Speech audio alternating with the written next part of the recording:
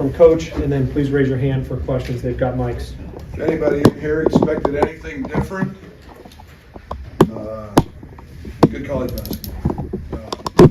Right down to the wire. Thought we handled a lot of tough situations today pretty well. Best player of the game played 8 minutes. We saw just a little bit of what he could do when he was in. Just controlled the whole game with pick and rolls and passes. And unfortunately, today he didn't get a play. But Will Riley, I thought, was kind of broke out of what he's been in. But truthfully, I thought the game was the free throw line. You can't go on the road. He missed 10 free throws and a couple big plays when, Trey White got fouled, shooting a 3, missed 2 of 3, and then we give up the lob. Big play, and then we had the layup. Thought it'd be an and one, and Will missed a couple, but you can't come in here and miss free throws and expect to win against a team that I thought they guarded exceptionally well and took our 3 ball away. But I thought Tommy, I do want to mention, gutted it up. I thought he was really good. He's got strep throat. He's been on antibiotic for 3 days. Just the opportunity to play just feels awful. But so all in all, I thought our bench was good. Did a nice job, and thought we did everything situationally pretty good down the stretch.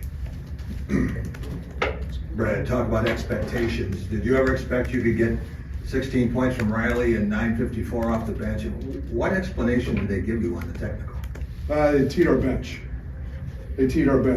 Their guy was up, but our guy got the tee. So I didn't get the tee. It was considered on our bench. Unfortunate 2-point game, but Jeff's a great official. He's one of the best in the country, and we see Will Riley. Will Riley's had 31 in the game. He's a freshman. He's gone through it. He had to go through being at the top of the scouting report, which he was for a long time, and missing some easy shots and finding his way. But he's got that capability offensively. I'm wondering, Brad, about over here. Sorry. The job that Michigan State did defensively on Kasparis, in the little bit of time that he was out there, like what did they do defensively, maybe or I guess more on the offensive side in terms of drawing the fouls from him? Well, they did nothing defensively. He was diced him up to start the game. If anybody thinks that he was guarded very well, there hasn't been one player in the country or one team in the country guard him with any success. He's a maestro. He is completely different than anybody else. And you saw the little 3-minute stretch he went on that he did play. Every bucket was easy. He got a layup. He's that dude now. He is. Don't make any mistake. If he's not the best point guard in the country, he is very close. He's 18 years old. I don't know. I gotta look at the film. I gotta look at the film. I meant the other way. Not. I misspoke when I said that. I meant when he was on the defensive end. What did they do to draw the fouls? I don't know. I mean, we've seen that all year. I don't know. I gotta look at the film. I would be just speculating. He's laying on the floor the first play of the game. He's laying on the floor when they called it. So I don't know. I gotta look at the film. Coach, going back to that final possession, is there anything you would do differently on that play? No, it's the same play we just scored 19 straight times on. And not 19, that's an exaggeration. But when you're in the paint, I just get on the rim. Bam got the ball in the paint. We lifted. All it was a simple double drag with the floor spaced, and we were either going to get in the paint and shoot a layup, which Bam had, or we were going to, the way they were hedging, we were going to keep cutting it up. So not one regret whatsoever on that one. Brad, around here we listen and we hear Coach Izzo mention your name as kind of one of the coaches he communicates with a lot. You guys have a relationship. Short of your team getting the outcome you wanted, how has that relationship with Coach Izzo helped you prepare your teams specifically coming to the Breslin Center to play? You know, in 2003, maybe 2004, I was a JUCO coach in Daytona Beach, and would get up on Sunday mornings or Saturday mornings and watch his teams play. And now, tell you how old both of us are getting, but and how long he's been doing it. But I always said I wanted to do it like that. I wanted to be that. I wanted my teams to play that hard. And you know, you emulate guys and you befriend them and you start talking to them, and you find out how much you truly have in common. What you truly value is much more than a win, and it's much more than a he's a rip your head off competitor. Guess what? So am I. We want to go to the parking lot. He and I both go fight and see who wins, and then we'll hug each other and respect each other afterwards. And that's, I got so much respect for that type of person. But he cares about kids. He wants them to do well. When their time is done, the ball stops bouncing, and that's everything I am. And we've just hit a great relationship. We talk because we think a lot. We're both honest with each other about our teams, and I get a lot of respect for that. Thanks so much. Brad, you played 2 games without KJ at all. How is this different where he was in? 3. And Well, 2.5. 2 and 3/4. 2 and 9/10. How about that? How was this different where he was in and then out and just, I mean, wasn't steady?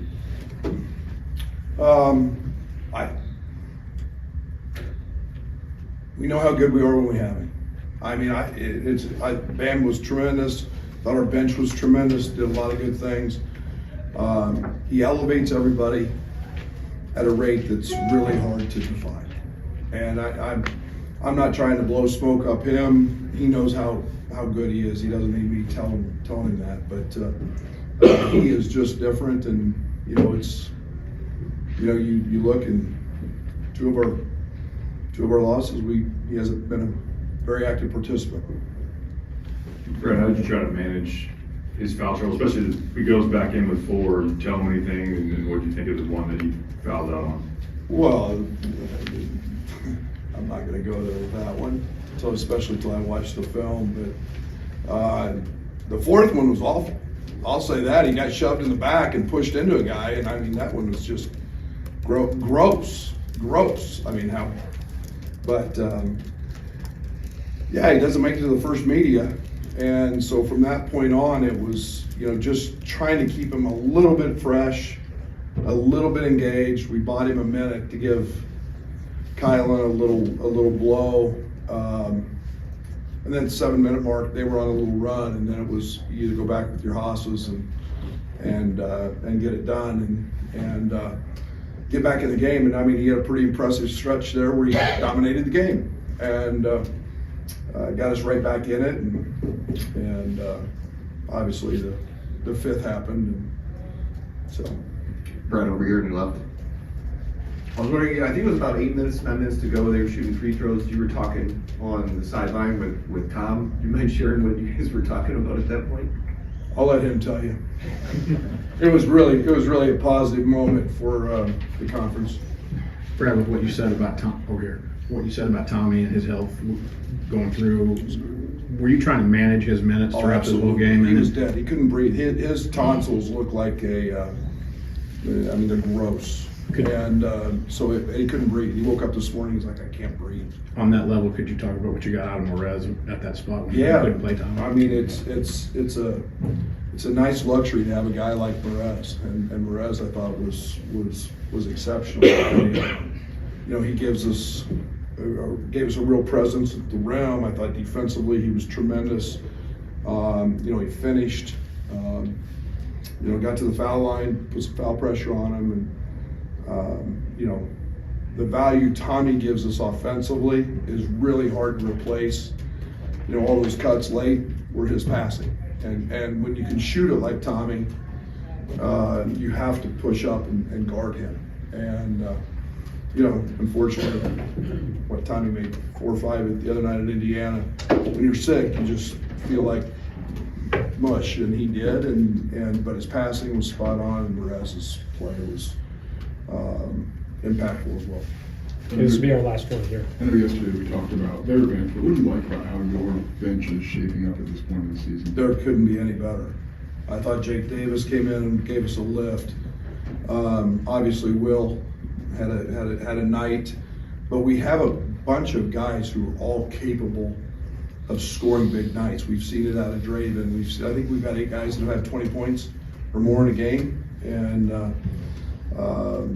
Merez and each of them have a little something different. I think that really bodes well for what this team's future can be as we move towards the end of conference play and NCAA tournament. Okay.